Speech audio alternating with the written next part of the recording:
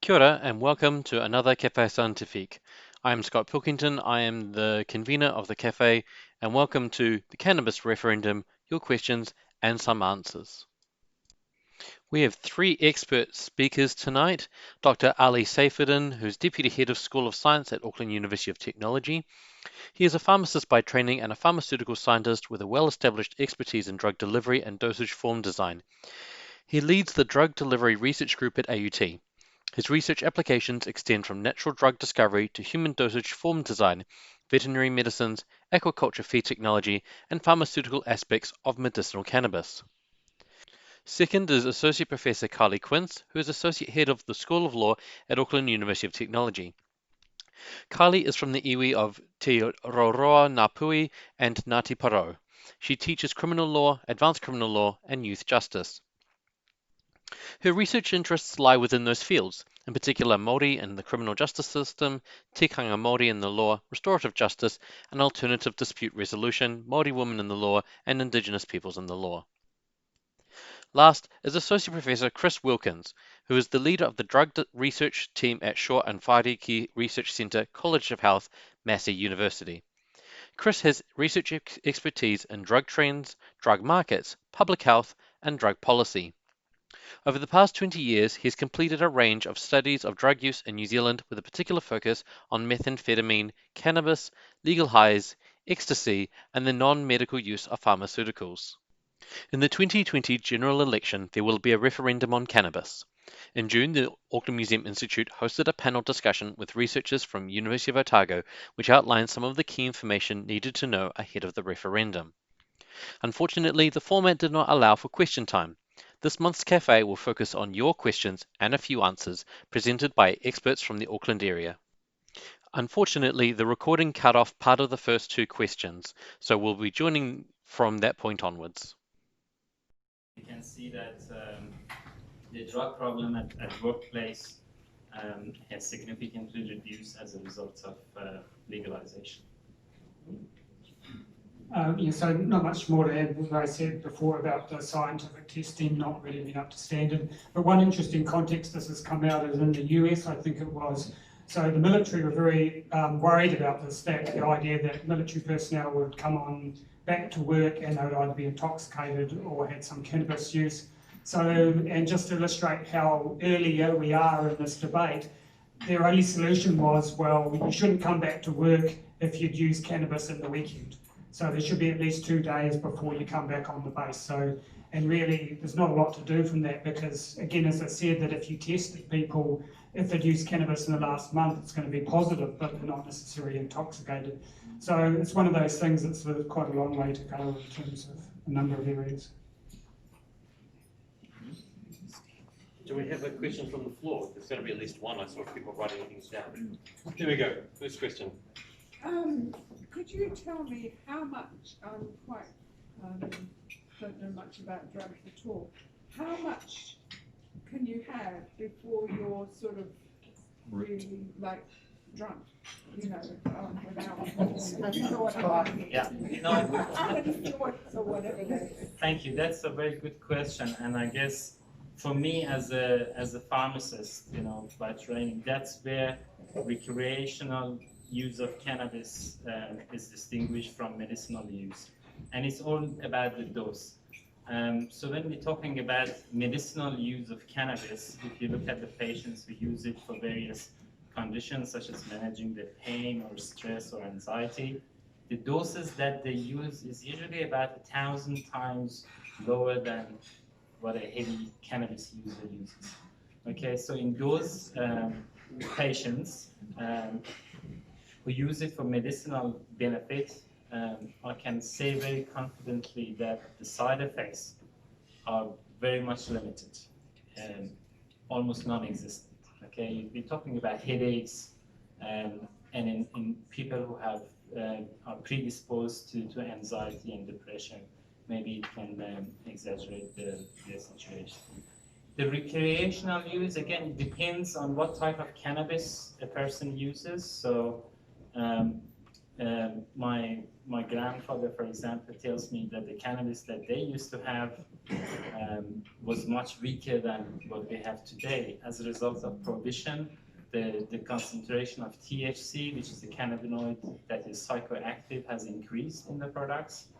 And it really depends from person to person. A novice user probably, if they get something from the street with one hit, they're probably gonna sleep very, very relaxed sleep till the next morning. So it really depends, and then the more you use it, the more tolerance your body builds up to the psychoactive effects. Okay, so yeah, the advice for recreational or medicinal use is to start low, the lowest dose as possible, stay low and continue. So medicinal patients start with a small dose of the medication. They increase it slowly until they start seeing the desired effect. For example, if they see management of the pain, and then they continue that dose. And after a few weeks, there's no feeling, there's no psychoactive effects anymore because the body develops tolerance to it. I hope I've answered your question. Yes, and I was just thinking, are there any sort of lasting effects in the sense that we now know with alcohol, the number of children that are getting fetal alcohol syndrome, and we think of the case of Tana Pora, who was jailed for a crime he did not commit and then had to rot for years in jail. I mean, that was just shocking. I'll answer very quickly and then I'll pass it over. There are no evidence. We don't know the lasting effects of cannabis. Yeah. All we see in the problem is that the clinical studies that have been done so far, there's some serious problems with the way they were designed, because they were designed to find out what harm cannabis can do. But even though that was the aim, we don't have the evidence to say that there are lasting effects of cannabis use. Well, I'd say we do actually have some good evidence of developmental impacts of cannabis use, and particularly heavy cannabis use. And one thing I'd say about high potency cannabis is, even though it's often said that high potency cannabis came about through the black market, the actual experience of legal cannabis markets is actually increasing high potency products. So there's a number of studies that have shown that things like cannabis concentrates have become increasingly popular within the legal cannabis states. Strictly outside of my wheelhouse, but I did speak to paediatric and OBGYN specialists last year who, notwithstanding the perhaps widespread number of studies, did say that they didn't think there was much evidence for transmission in utero, other than I think the only provable impact at birth, not developmental issues, was potential low birth weight, but nothing as significant as FASD and the very serious damage done in utero as a result of alcohol use while pregnant. I mean, I put it to you that as the THC concentration rises, we're taking less burning plant material into the lungs, which can never be good. So arguably, this is actually a really good positive thing to have. Yes, exactly, and I agree with that. I mean, yes and no. So the danger for us when we legalize it, suddenly the accesses increase and everybody is going to try a potent, chemovar of cannabis. It's not going to harm them in a serious way. But again, it would be nice to start with something that is much more mellow. But yes, I'm a pharmacist. I work with those. So for me, as for medicinal purpose, I think potent products, they definitely have their place, because we can use a low quantity to get the desired effect. We've got a question from Annette. Just one quick point about the fetal risks. I think that science is really yet to be done, and there is some reason to be concerned about that. So I think a lot of work needs to be done there, and it's generally not recommended to use cannabis if you're pregnant. So. Annette? When I was a kid in the 80s, we were told that you get addicted to cannabis after one smoke, and that it's a gateway drug to other drugs. Are those correct allegations or not? So with regards to the addiction, no, with one, joint or whatever your preferred method of consumption is, you're not going to get addicted to cannabis. In fact, even heavy use of cannabis, although it is associated with dependence, it's not like drugs like morphine and opioids. So physical dependence happens. If a person is using high quantities of cannabis, but it's much more manageable if you compare it to other drugs like alcohol and morphine. And in fact, there are some science now that shows that some strains of some cultivars of cannabis with certain terpenes are being used for treating addiction. So there are evidence that we can actually use the drug to treat addiction to other drugs. With regards to gateway to other drugs, I speak from the scientific point of view and the pharmacology of the drug. There is no relation between the two. I don't know if it's a social problem, maybe Khylee and Chris can add to that. I think you make a good point. In terms of gateway, there's whether or not there is medically or scientifically a connection between use of one substance and another, but there are social issues, which partly goes back to your point about the method of ingestion. So of course, we might be concerned that the ready availability of edibles might be of concern because it makes it attractive to, I'm a mother of 3 teenagers. My 3 teenagers wouldn't dream of smoking anything because they've been raised in a smoke-free environment, in a smoke-free culture which New Zealand has had for 30 years. And also it's somewhat at odds with, as others have pointed out, the public policy of smoke-free 2025.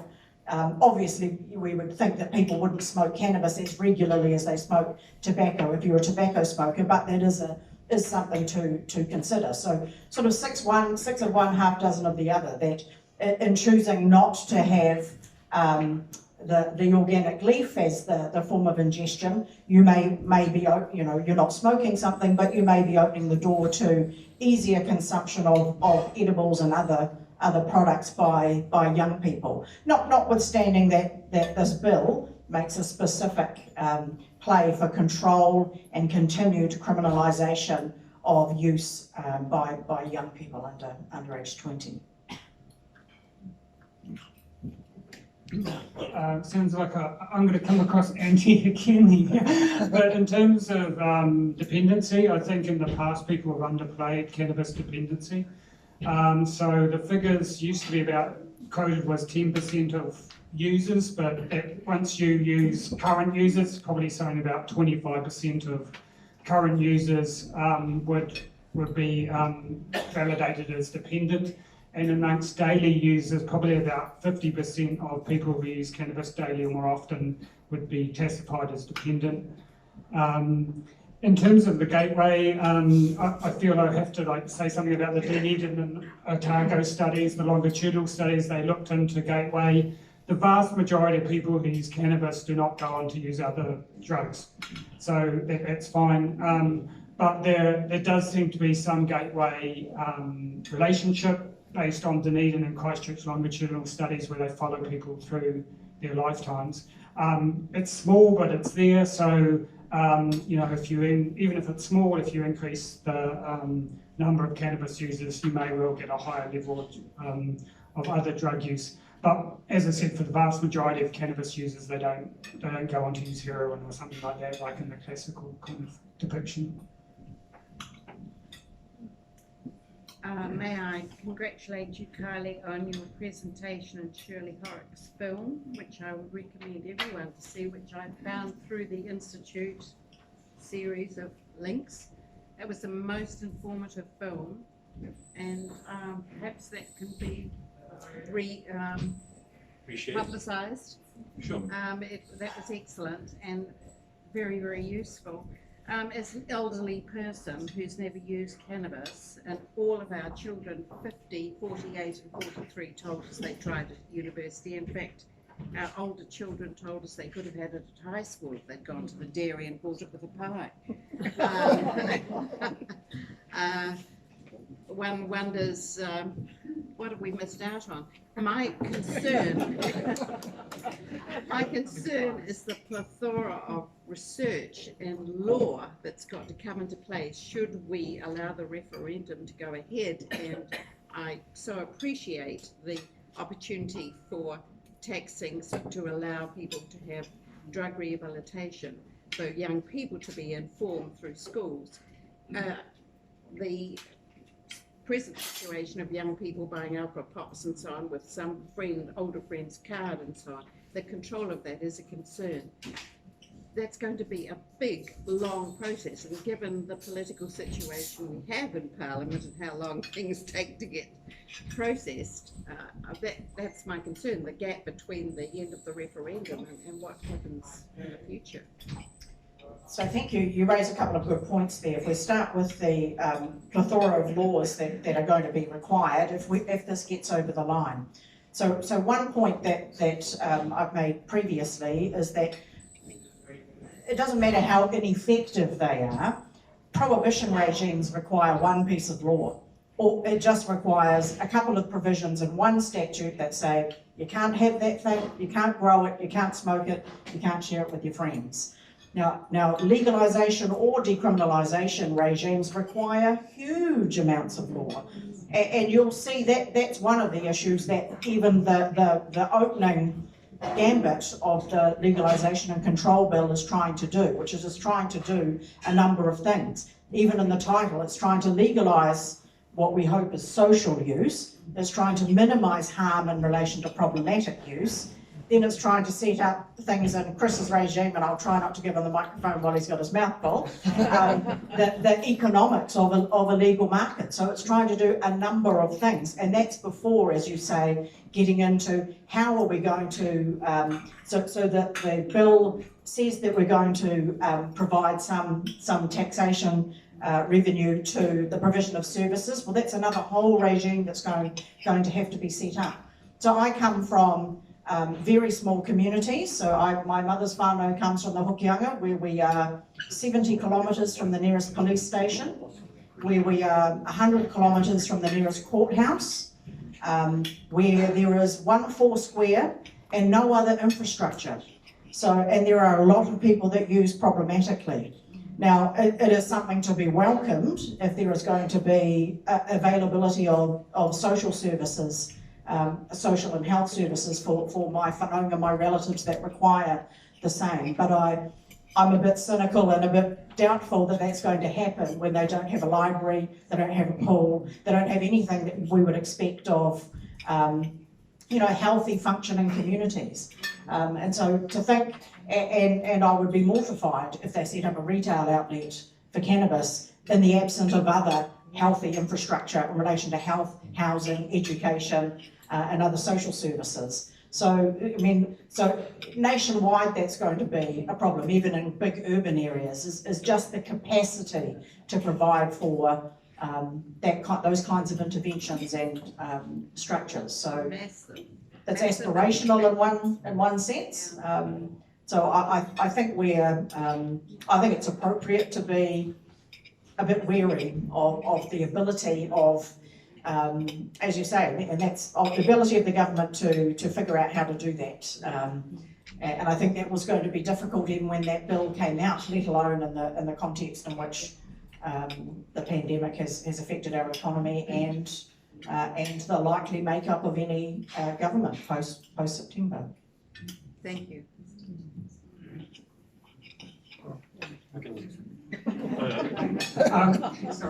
Just quickly, yeah, I think that's a really big challenge with this issue is what kind of legal regime you're going to end up with. So if you think about alcohol, there's a lot of problems there. As you've seen, the liberalisation of those laws, more outlets, lower prices, availability to supermarkets, and the industry always pushing back on any control. So the real danger here is you end up with a cannabis industry that's quite similar to that. The good news is that this cannabis legalisation bill has got a lot of strict controls and they're endeavouring to not end up in that position. But the problem is over time, the industry, and cannabis, medicinal cannabis is a $50 billion industry globally already.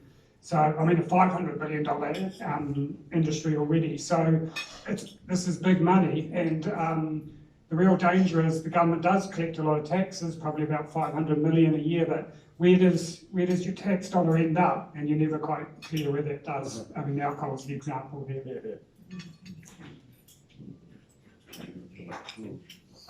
So we'll just take a quick pause so that Chris and Khylee can quickly shovel some food in their mouth.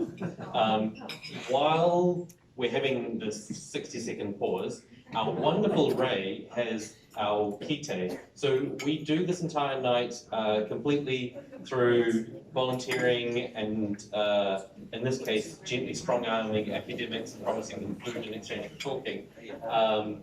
And yeah, all of this is done through the donation of time and perhaps a few coins or notes. I really prefer Rutherford, but we'll accept the Queen. But honestly, anything that you can give would be fantastic. It is being slowly passed around. Just to pick up on something that Khylee said, just today, I cannot remember the name of it, I will say it wrong if I try to, the research centre that is headed up by Peter Glucksman now, is new one. Today, they and Ngāti Whātua put out a report that shows through lockdown, we can just have your attention for a second. A report came out today showing during lockdown just how bad the inequality to services is. It was looking at education of Māori youth during lockdown, and it was showing how unequal access to resources was in that, just within that one short period, within that one short thing that they were looking at, was so badly affected. Let alone, it's going to be, we're talking about a much wider national context. Right, now that we've had 60 seconds for them to vaguely eat, Roger, did you have a question or am I imagining things? You're not imagining things. Are there any international models that we can pick up already written that take care of a number of these issues? We're not the first people to think about this.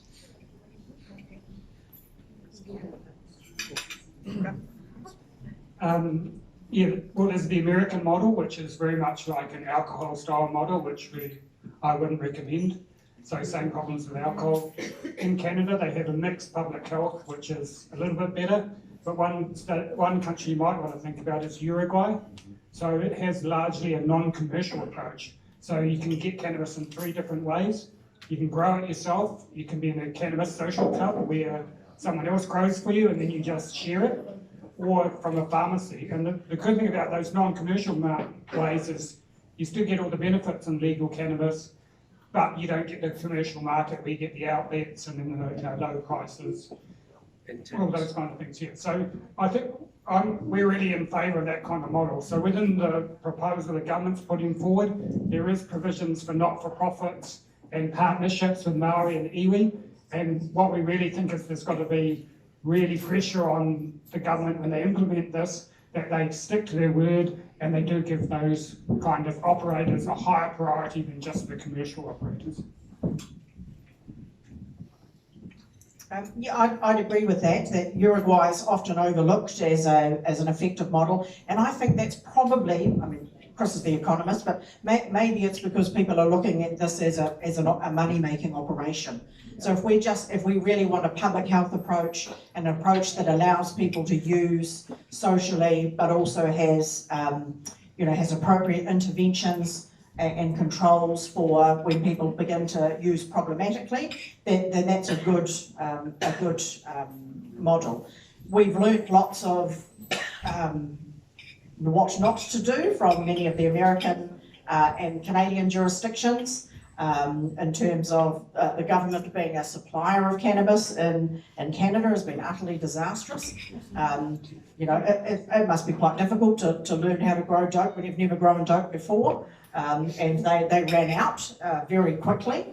They also do not have it available across a number of jurisdictions. They had many millions of people, so they did nothing to stamp out the black market.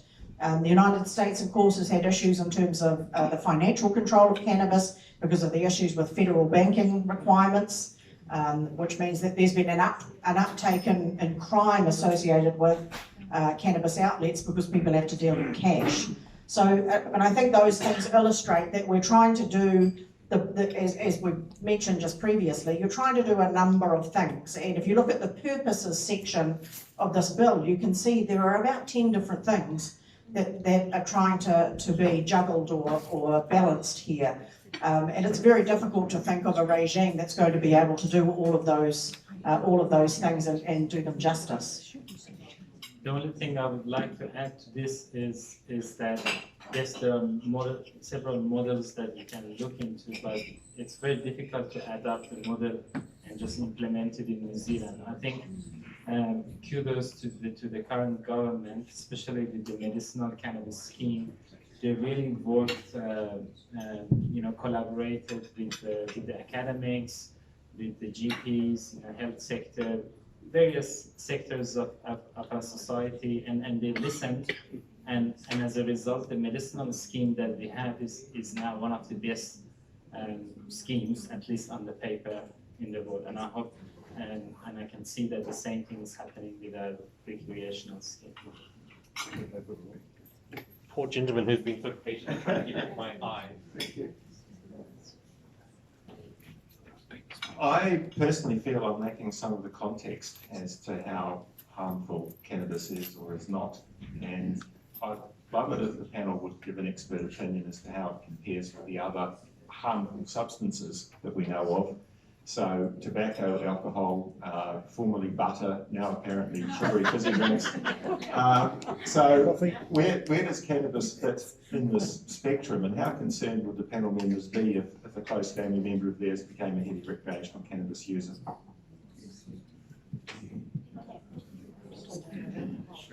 Give you 10 seconds to think of an answer. Okay, so if you want to see a nice chart of all the different drugs that we use in our society and which one is more harmful and which one is safer, please go and read Helen Clark's Foundation report. They have really nice figure to give you something that you can visualize. Compared to alcohol, of course, any day cannabis is much safer in all aspects. Compared to the other hardcore drugs, of course, cannabis is safer than aspirin that people take for their cardiovascular problems. Okay, so at the doses that we are talking, medicinal doses, moderate use, cannabis is very safe. And I'm going to go back to that discussion we had about addiction. Of course, this is not going to be a debate, but addiction, I look at addiction as a pharmacological scenario, okay? So we can get addicted to anything, We have a drink on most nights, so most of us could be classified as addiction to alcohol. We can get addicted to reading, we can get addicted to Facebook and social media. So yes, we can get addicted to cannabis also. But then there's physical dependence. That means that if you use a drug and if we discontinue the use, we get this severe withdrawal symptoms that sometimes are life-threatening. That doesn't happen with cannabis.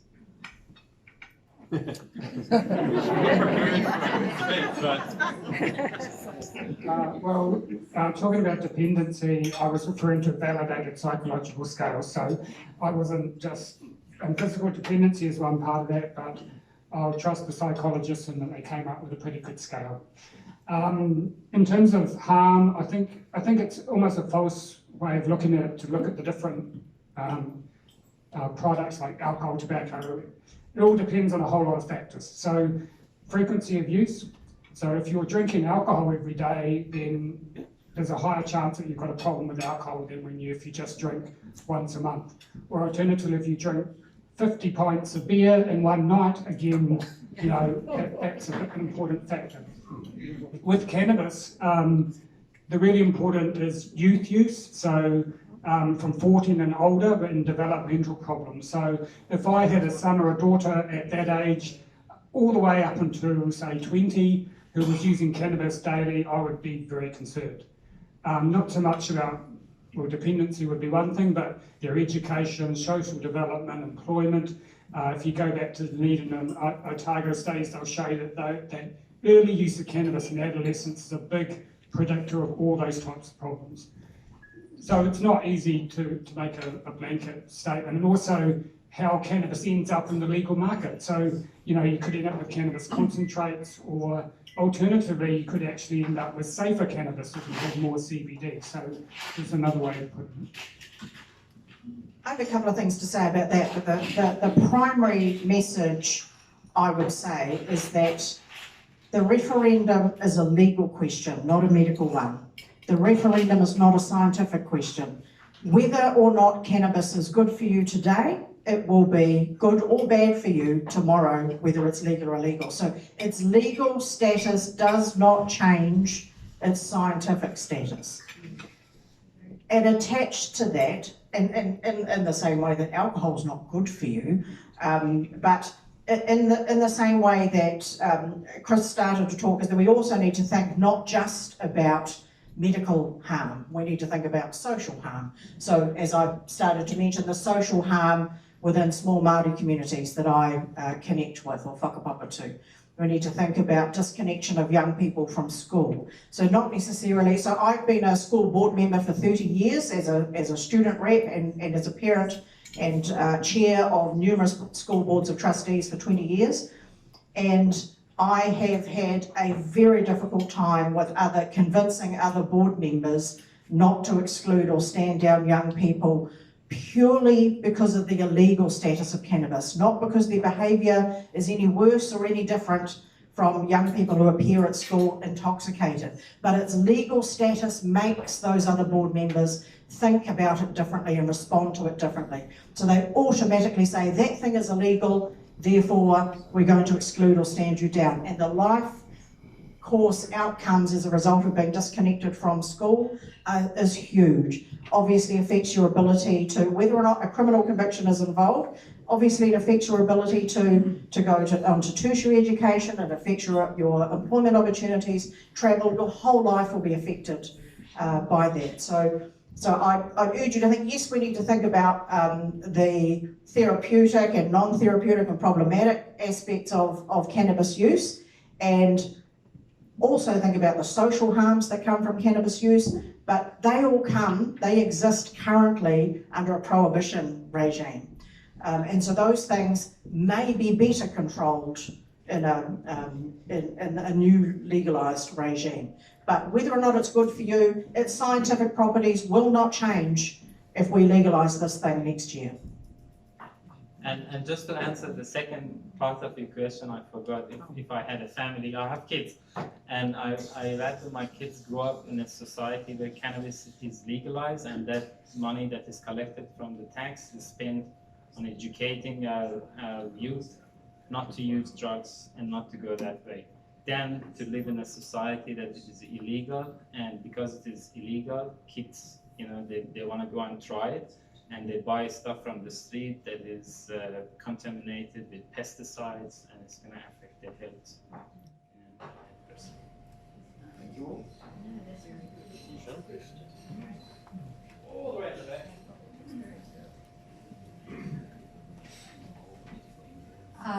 I am a molecular and cellular biologist, and I've been looking into this field for the last 3 years, and really seriously.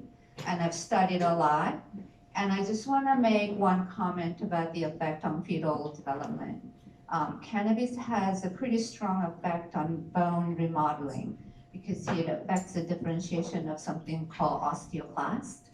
So by having too much of this in a fast-growing fetal environment, it could be actually harmful.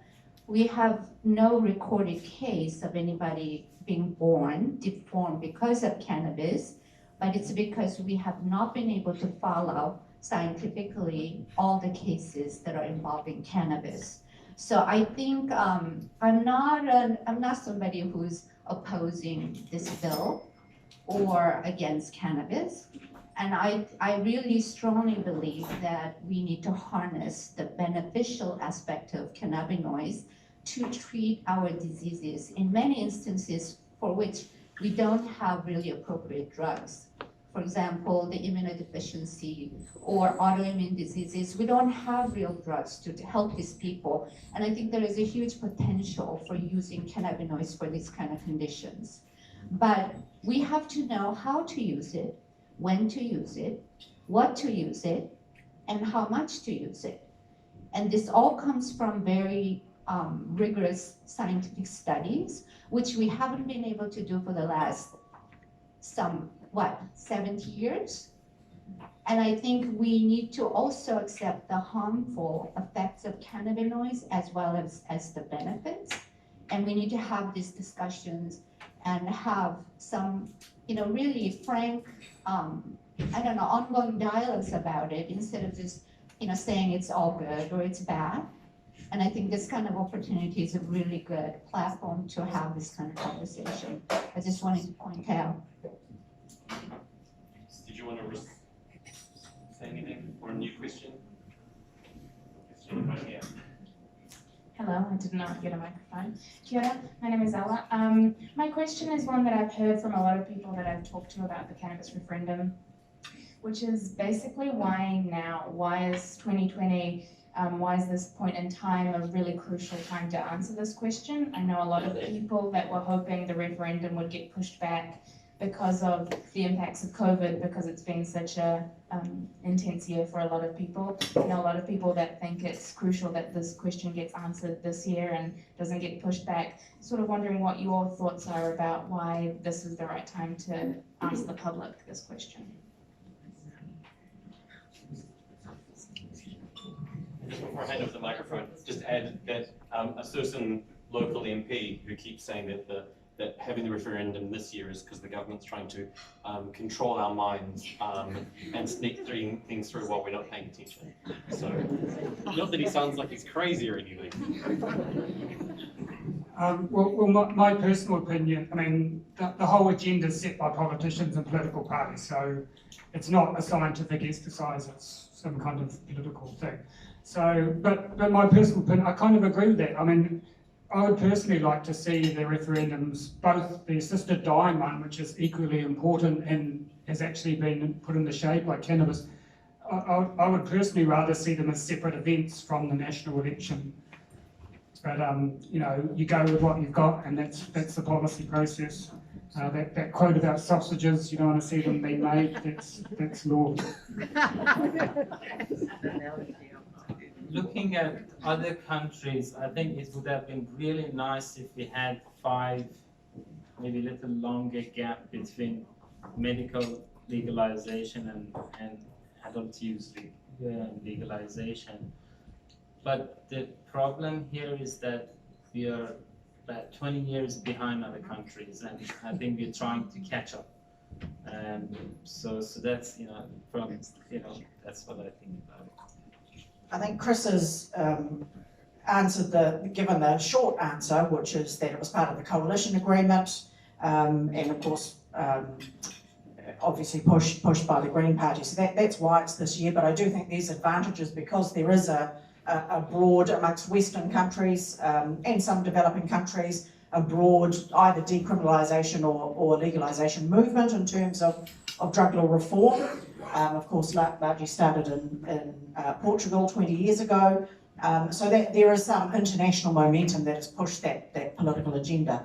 I do agree also with what Ali said, not only the gap between medicalisation, but also some of those other regimes. It probably would have been good to see some, of the outcomes in relation to some of those, particularly American and the Canadian legalisation, to give us a better steer on what we should and shouldn't be doing in terms of our own lawmaking process. So, but why now? One of the other sort of social pressures, of course, other than from the Green Party, is we've had a regime that has not worked well for a long time. It's also been particularly unequally policed and enforced. So from a rule of law perspective, it's one of the questions. I'm surprised that no one's asked the decriminalisation question yet. One thing I wanted to say about that in terms of what's the difference between legalisation, which we're being asked to consider, and decriminalisation. So the Portugal model is based upon a decriminalisation model, so the substance remains unlawful. So it's kind of a halfway house. So you have authorities and interventions that provide services for people that use problematically, but there is still a communication, if you like, that the substance is not condoned, or in the sense that it's not lawful. We had that with Chloe Swarbrick's amendment to the Misuse of Drugs Act last year with Section 7, which now requires that for just use, low-level use of cannabis and methamphetamine and other substances, that the police are to consider. So they should not prosecute unless it's in the public interest, and they should consider a medical response. So that came into force in August, and the New Zealand Herald reported last week that the police have not done anything differently. So I've said for a long time, that is the risk of leaving discretion in the hands of the police. That is the risk of having a decriminalisation regime that leaves that discretion in the hands of the police, is that you're asking them to be the gatekeeper. That's not good law. It's also, I think it's a bit of it's like people like me that know nothing about finances, so we put half of our mortgage on a fixed interest rate and half on the half floating, because that's what people that don't do maths do, because we don't really know what we're doing. And in my view, that's what decriminalisation looks like. I think it's one or the other. You either have prohibition and you enforce it equally and properly by the police, or you have legalisation. Anything in between means you're leaving discretion in the hands of people that don't know what they're doing. And in defence of the police, you'll never hear me say that ever again. In defence of the police, you might say, I don't think, which is going back to our question about what are these taxes going to be diverted to, the medical intervention that was foreshadowed by Section 7, I don't think anything changed in terms of funding of different services. So it was paying lip service to a new approach where they didn't bring anything in behind to actually allow it to be successful. So I note a word of caution about thinking that decriminalisation should have been an option. We've had decriminalisation formally since August of last year, informally since the 1990s, and a lot of harm has occurred in that interim period. I'll ask you a quick question. This is it's a completely different drug, it's a completely different jurisdiction, but the Danish cocaine clinics, do you think, first of all, do you know what do I need to explain? Okay, so apparently in Denmark, you can just rock up to a clinic and be given cocaine, paid for by the government. Catch is, it's administered by a nurse and you're observed until you are deemed safe to go out into public, which is like overnight. And apparently it is done so amazingly well that now Norway is trialing it. Do you think something like that for cannabis is worth considering, worth saying what a waste of taxpayer dollars? Absolutely not. Brilliant!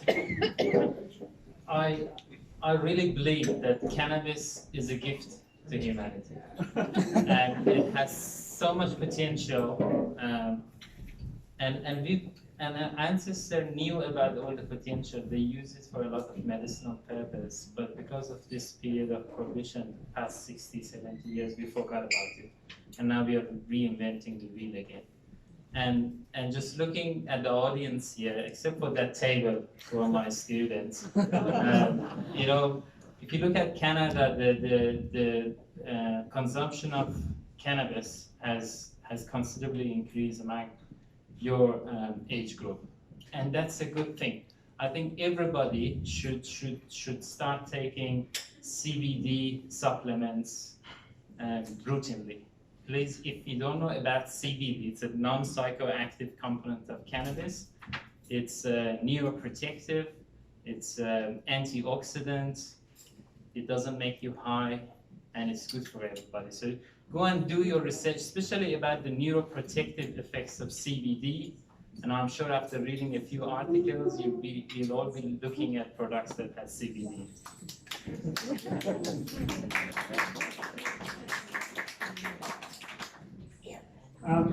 I haven't heard about the cocaine one, but I did go to an international conference and they told me about heroin. So you might be aware that if you're addicted to heroin, the general way of dealing with that is to give you methadone, which is a thing that stops the craving for heroin, but doesn't give you any high. And that's used worldwide, including in New Zealand. And the idea is that you'll get methadone maintenance and you'll get your life back. Well, I think it was in the Netherlands, but one of the problems with that is that the addicts don't like the methadone because it doesn't give you the high and it's kind of unpleasant. So what they trial there is giving people heroin. And they use this approach where usually, even if they try that, they try and limit the amount of heroin that you get, so you don't, so it helps your addiction, right?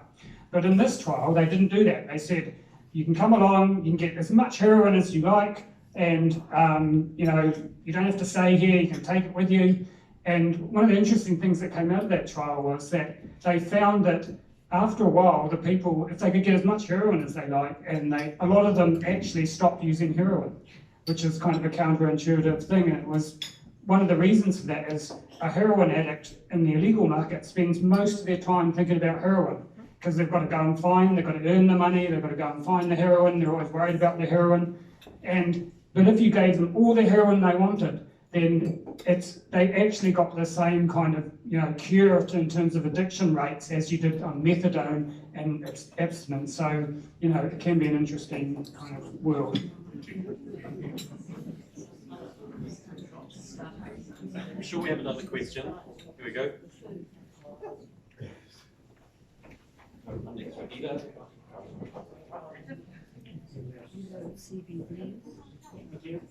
In the event of cannabis remaining illegal, what would our pharmacist at the table recommend we use to get a high? Cheers. The pharmacist.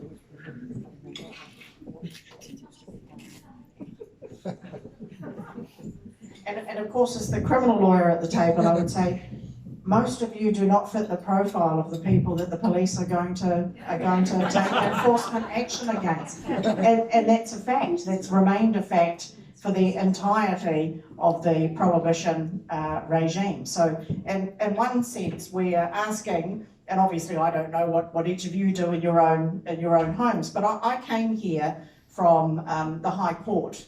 And I came here from the swearing in of a friend of mine from school as a High Court judge. And there were 18 other High Court judges there. And I abandoned the Chief Justice to say I was going to be late to come here.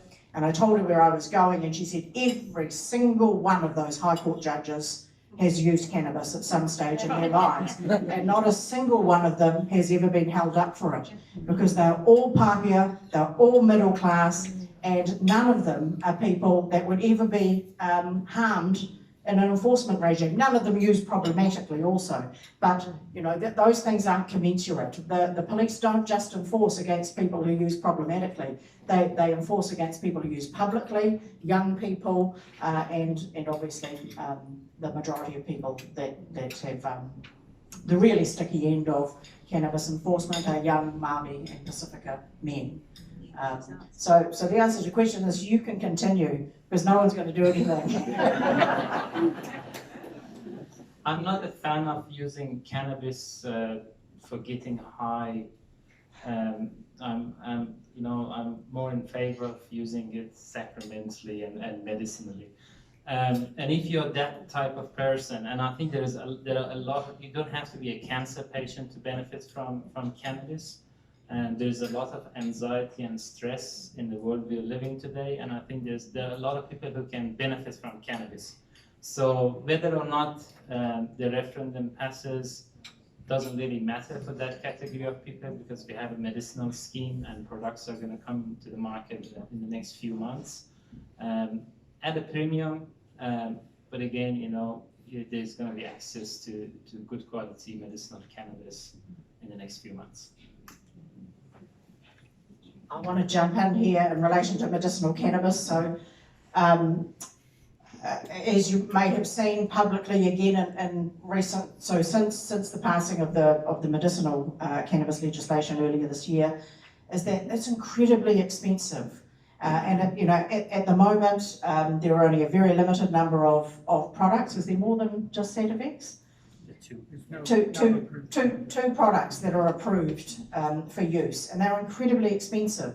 And so we hear from people that want to use therapeutically that just can't afford. There's a huge class and equity issue in the medicinal, if the medicinal regime is to stay as it is. So I wouldn't rest on our laurels there. It may be a good scheme per se, but access to that scheme is incredibly expensive and not really sustainable for people that don't have high income.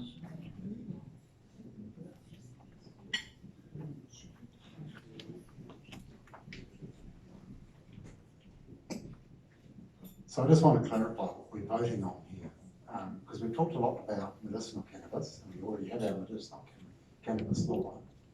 Can the panel please clarify exactly what we're voting on? Because I understood we're voting on the legalisation of cannabis, nothing to do with medicinal cannabis. No disrespect to our pharmacists.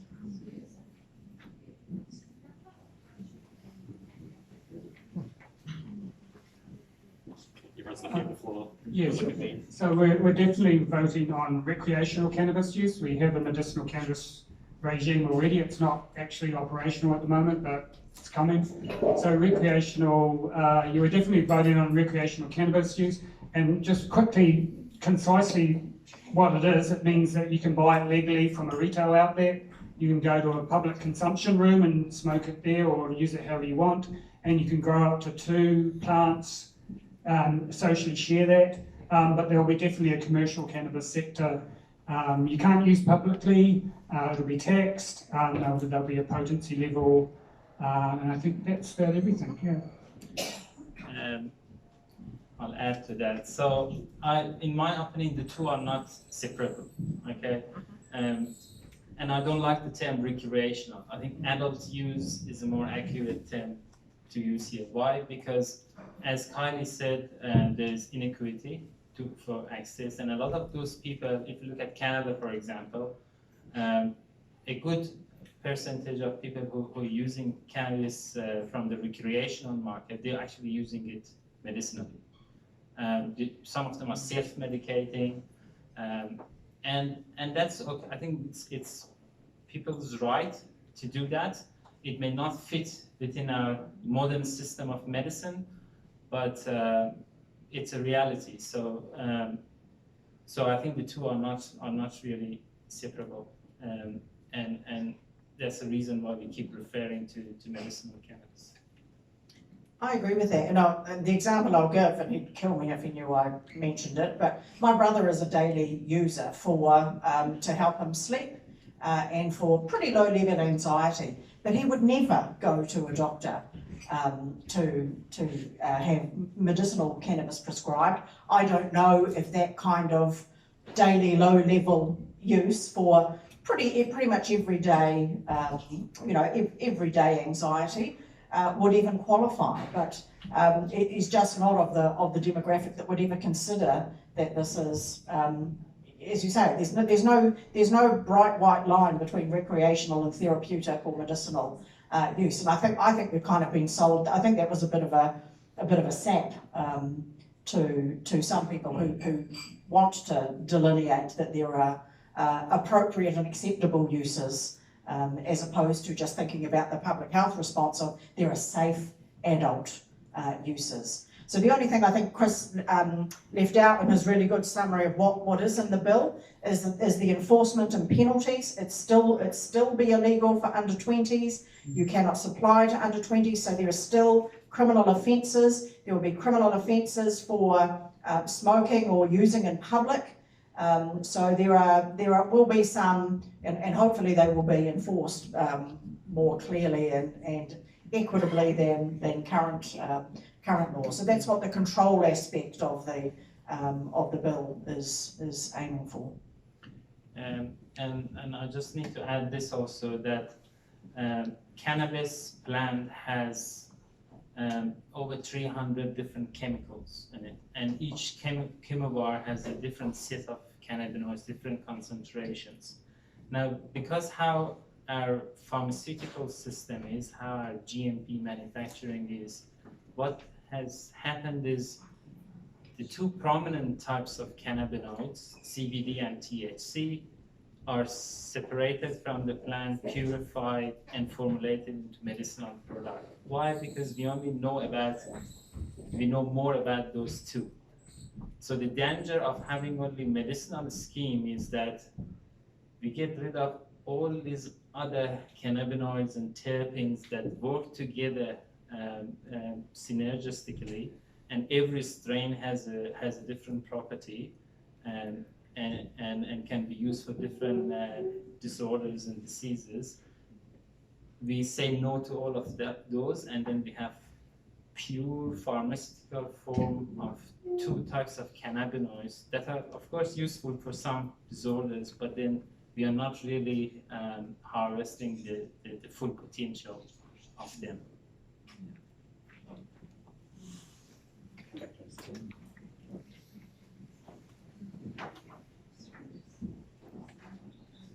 I was going to point out exactly the same thing, just to make it clear.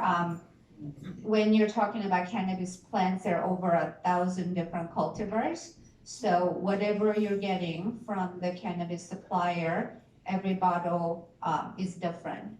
You can think of it as getting a different mixture of 500 different compounds in a bottle, and every bottle is going to be different.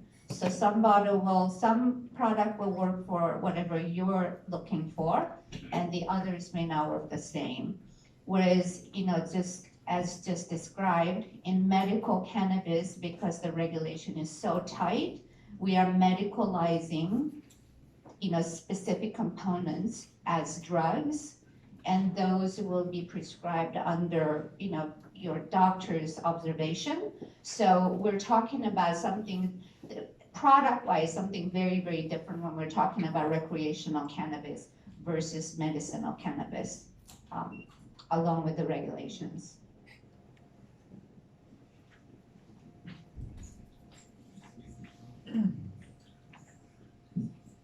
Do you have a simple analytical test you can use for sort of quality assessment or concentration that, as a pharmacist or something I could test my own crop with? And Roger knows things about forestry, so Not quite yet, but my PhD student who's sitting over there, Mercedes, is developing all the different types of analytical methods using different types of chromatography techniques. So that's what we do in the lab for regulatory purposes. Robust, validated methods are used. But there are new technology, and in fact, I was chatting with a company from Israel a few days ago, and now they're sending me one of the machines. It's a little instrument, looks like a coffee grinder if you look at it from outside. You put your bud in, and after 5 minutes, it tells you the concentration of THC and CBD. It's about 80% accuracy, and it works with near IR quantification. So yes, there are methods that can do that quite quickly, and they're useful for just monitoring the plants as you go. But for regulatory purposes, methods like high performance liquid chromatography or gas chromatography are used. Got a couple of questions. I'm going to, MC's privilege, going to ask a quick question. Now this is nothing to do with the referendum, with cannabis research, is there an ISO for like what's being discussed so that things can be easily compared? Because like I know there is a ISO for a cup of tea, you know, so that if you're doing research on tea, then everyone is using the same cup of tea. Is there, or is it you're still trying to compare apples and oranges?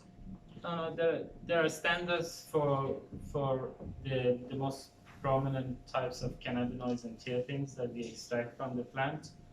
And again, I keep referring to Massey. She spent $5,500 to get like tiny quantities of these standards to come to New Zealand. And of course, we had to have the license and all the arrangements with the MPI and Ministry of Health to be able to import like really tiny quantities of standards. Yeah.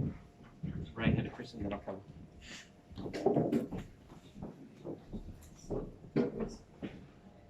Right, yeah, one lawyer to another. Hello, Khylee. Yes, I'm a lawyer too, and my academic specialty is consumer law, Fair Trading Act and Consumer Guarantees Act.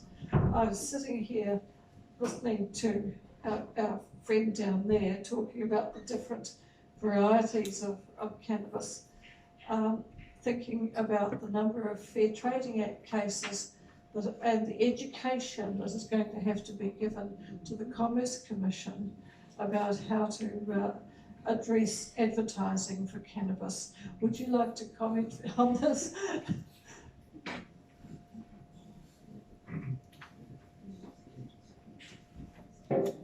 So the easy question first, which is that there will be no advertising. So that's going to be prohibited, but there will be significant issues that arise as a result of, as you say, different commercial products and perhaps fair trading claims. So, and then of course the difference between, you know, commercially sourced and non-commercially sourced products. So the position of green fairies, for example, so the people that can grow some to share with others while keeping within that, you know, 2 plant or 4 plant per household limit. So, I mean, as we mentioned earlier, there has to be a plethora of laws across the public and private sectors. How schools are going to respond, how the market's going to respond in relation to commercial issues, how someone asked a good question in a webinar the other day in terms of just residential tenancies. Can a landlord legitimately say that tenants aren't allowed to have their 2 plants here? That's a private law relationship. You know, tenants now are subject to rules about smoking, dogs, and other issues. So there are so many issues across everything that we do that are going to have to be nutted out here. So, and that can't be done in this single piece of legislation that's, you know, really only doing a couple of things, which is legalising and attempting to put some parameters around legalisation. There are going to have to be a number of laws and pieces of regulation that will help answer some of those other questions in relation to driving, as we've already mentioned, and lots of other parts of the public and private sector.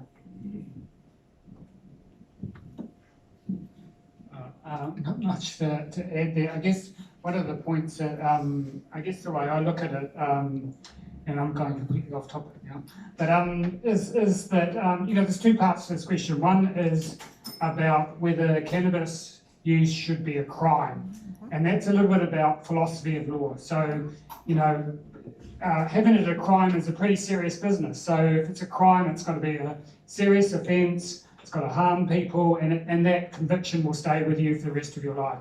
So it's really important to firstly think about, well, what kind of things are going to be crimes? So, and that has nothing to do with health, and it has nothing to do with benefit cost, it has nothing to do with economics. It's a real deep philosophical question about what things in your society are going to have as crimes. So one way of looking at that is that, so we allow alcohol use, but probably on the face of it, if you added up the costs and benefits in terms of health, it would be a large large net cost but we allow alcohol use, not because we think it's healthy, it's just because we think, well, it's kind of a right that we all want, and it generally doesn't harm too many people either. So another way of looking at it is skateboarding. So if you added up the health cost of skateboarding, it would probably be largely negative, all these injuries, and you think, well, why don't we ban skateboarding? It's again because of that philosophy of law. The other part of it is about regulation. So again, as I said, it's really important to try and prevent what we've ended up with alcohol, and before that tobacco, where you get the large companies advertising the product and encouraging heavy use.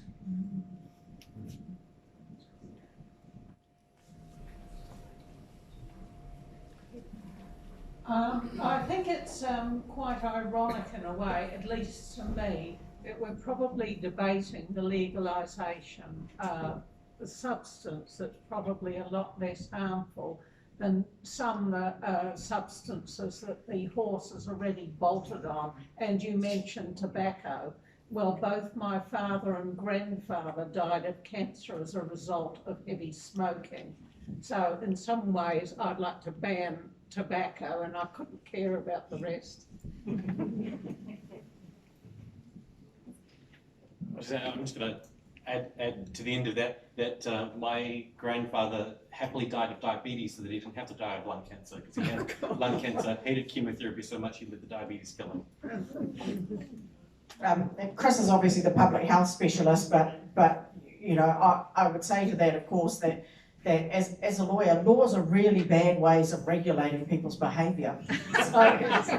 So what we can do, particularly in a really binary, you can do this and you can't do that kind of choice. But what we can do, and what this regime is aiming to do, and I hope it is able to, is to reduce the harm of things, as we've done, and we've seen this debate around vaping, we've seen this debate around other, well, of course, one of the debates in my communities is, when I go and speak to Māori communities, when you're talking about, and generally speaking, Māori communities poll much higher in favour of, or significantly higher in favour of legalisation, except for a particular demographic of older people.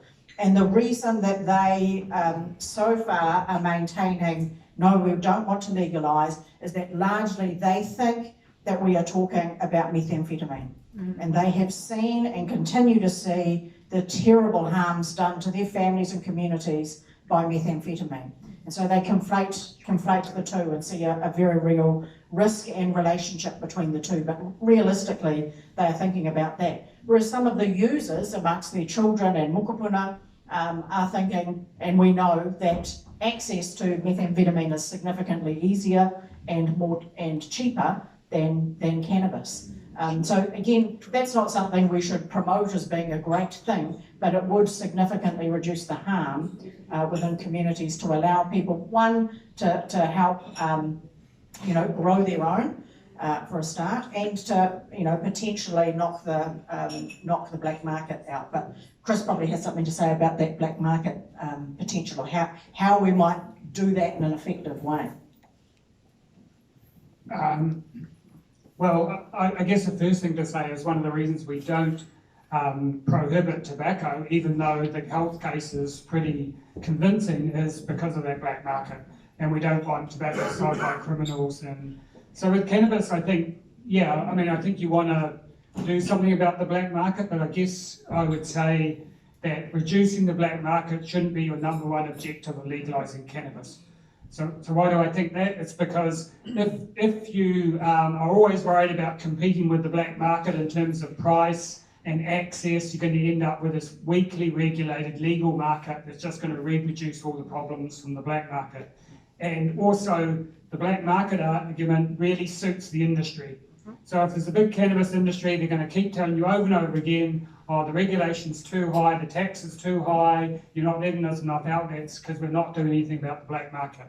And to me, the black market shouldn't be the objective, because slightly controversial, I would say the black market for cannabis is not particularly harmful, to be quite honest. Like, general relatively peaceful. Some people make a bit of money, but in general, in terms of other black markets you get for like methamphetamine or cocaine, it's relatively benign. And if you go into some communities, the black market for cannabis is pretty benign and it's largely a social exchange. So to me, the black market is not one of the main reasons why you legalise cannabis.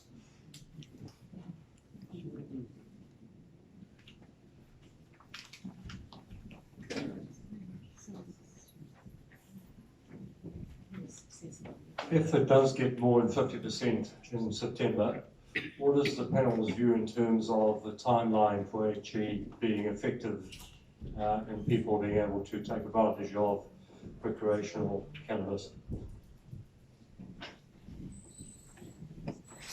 Other than I'm thinking there's a wonderful scene in The Simpsons where alcohol was abolished, and then they said, when can you have alcohol? And he said, oh, give me 75 minutes, and then it says 76 minutes later, it shows everyone rolling down the street. So I've got 2 words for you, Uncle Winston. So that's really the answer. So it's a political question in terms of the makeup of the government after the, even if it's successful, obviously New Zealand First is not keen. So as long as we knock Uncle Winston on the head, then that may affect the timeline in terms of the referendum's not binding. So it will require this to be placed in front of the House, and it needs to have support like any other bill does. So that will be dependent on the makeup of Parliament. So yeah. And there's a question over here somewhere, but I never saw who it was. No one's going to own up that they had a question. Oh, is there a question on this side of the room then? No? Have we exhausted your questions? No, there's a hand. A hand. Sorry. Just to bring it back to THC levels and the black market, everyone's favourite topic. From what I'm aware, the cap on legalised cannabis, if it was to pass, would be 15% THC levels. The cap on THC levels would be 15%, to reiterate. And that, is my understanding, is higher than the average on the black market, which I'm not sure what that is, but that's what I've been told. So A, is that true? And B, what does that mean in terms of why would the regulated sort of cap be higher than a black market average? What are your thoughts on that? Sorry.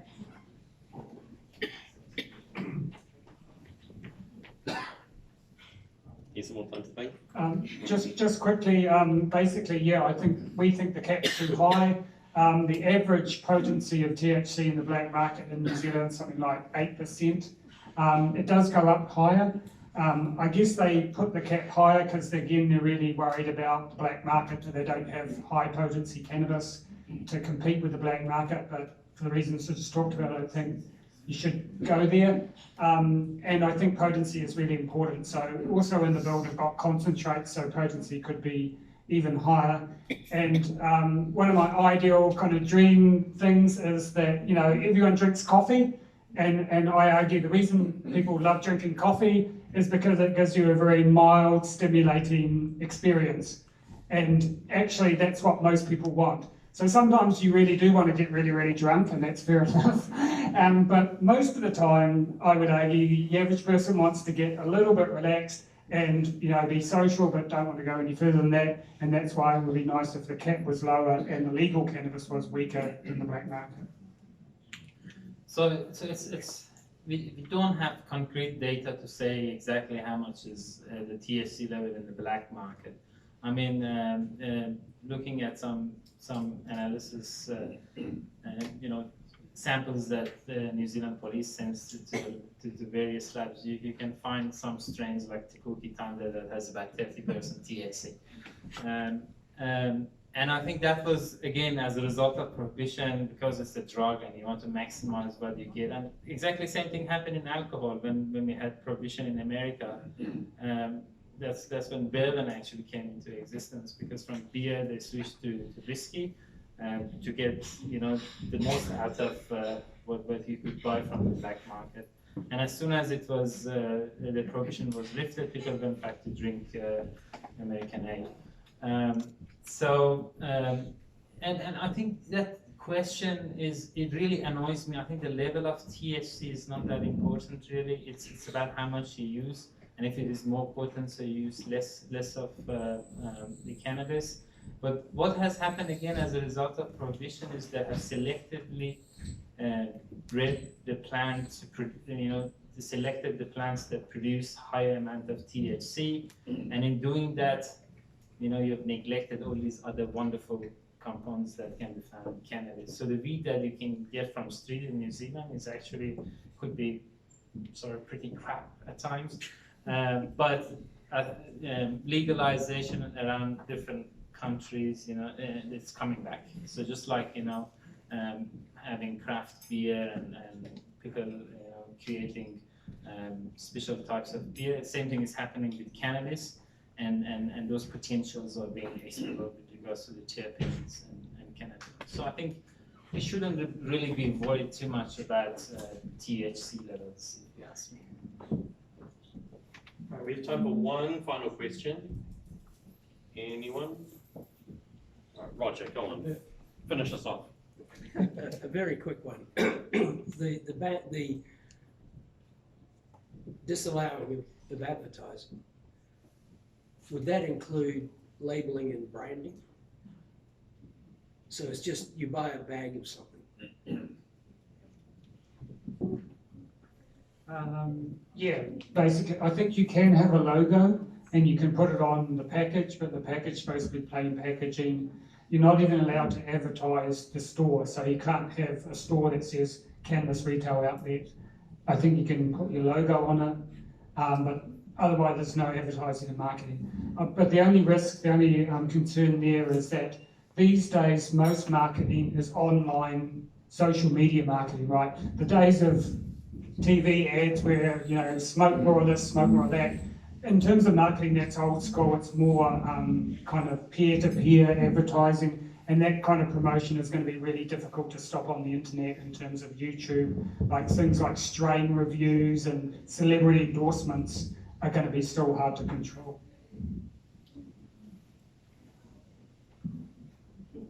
All right. Well, then I'll bring this to a close. So if we can, everyone just round of applause again for our wonderful panel of experts.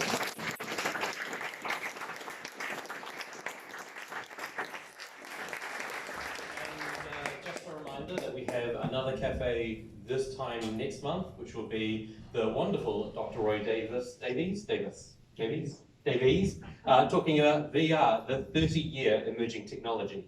I even remembered, look at that. And because he's conveniently sitting at the back, so I can eyeball him and check that that's what it is he's actually talking about. Now, that went up as an event on our Facebook page at 4 o'clock today. So if you aren't already following us on Facebook, head online, facebook.com/Auckland Museum Institute, or just search for us. And we're now also on YouTube, search for us, Auckland Museum Institute. We've currently got a grand total of 2 videos uploaded.